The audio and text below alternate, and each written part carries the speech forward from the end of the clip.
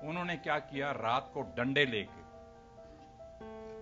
मेरी टांगें तोड़ने की कोशिश की, मेरे सिर को मारने, मुझे जान से मारने की कोशिश की।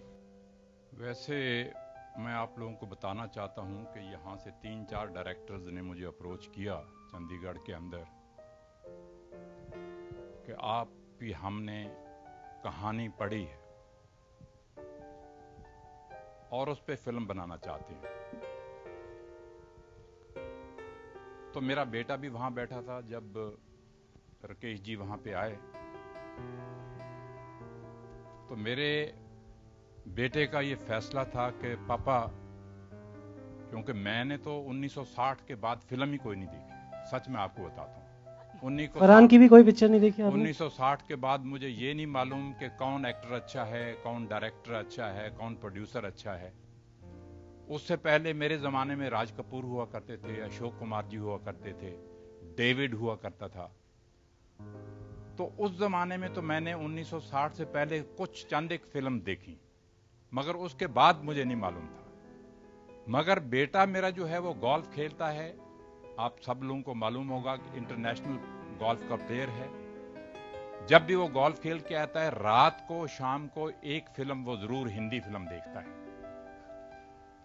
तो उसने इनकी एक फिल्म देखी थी, रंग दे बसंती।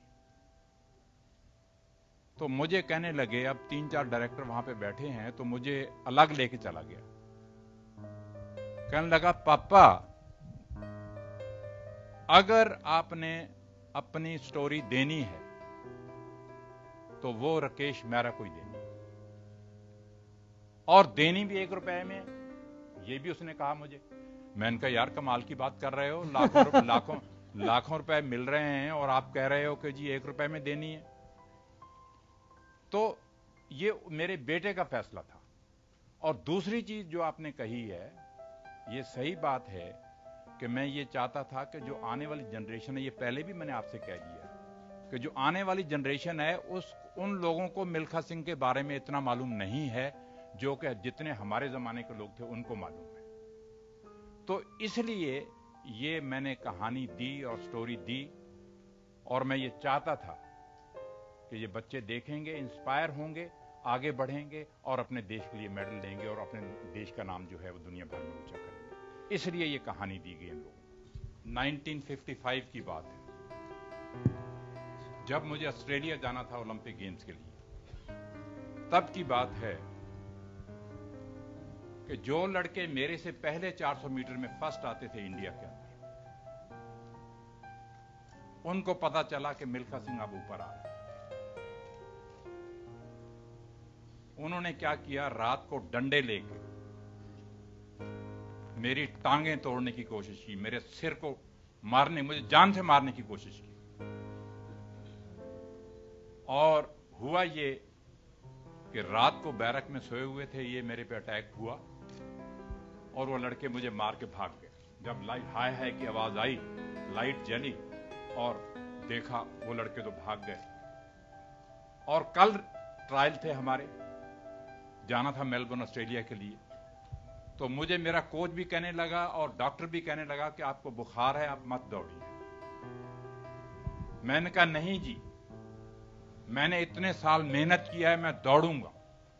क्योंकि उन लड़कों को मालूम था कि मिल्खा सिंह वहां फर्स्ट आएगा और ये सिलेक्ट हो जाएगा, हम रह जाएंगे, इसलिए इनकी टांगें तोड़। ये मेरी एथलेटिक में नहीं बल्कि हॉकी में भी ये होता है, हर चीज में। अब 1948 की आप ओलंपिक गेम्स की निकाल के देख लीजिए हिस्ट्री, के ऊधम सिंह हॉकी के बेस्ट प्लेयर थे। ऊधम सिंह की उंगली तोड़ी गई। किसने तोड़ी वो उसका नाम नहीं लूंगा,